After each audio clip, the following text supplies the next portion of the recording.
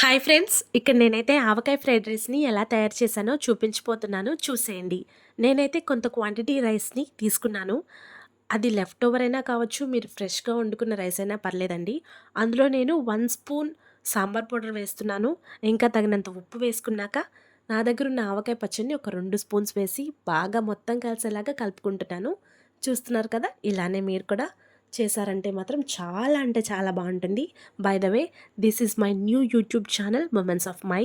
ఈ ఛానల్లో నేను కుకింగ్ రిలేటెడ్ వీడియోస్ ఇంకా డైలీ వ్లాగ్స్ పోస్ట్ చేయాలనుకుంటున్నాను.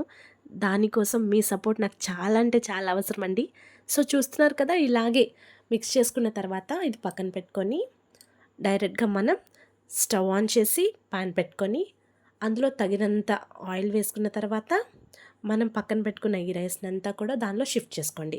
తర్వాత కాస్తంత ధనియాజీరా పౌడర్ వేసుకొని నిమ్మరసం పిండుకొని ఆనియన్స్ తోటి గార్నిష్ చేసుకొని టాస్ చేసుకున్నారంటే completed.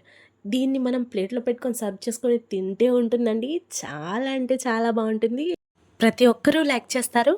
Thanks for watching this video. Bye.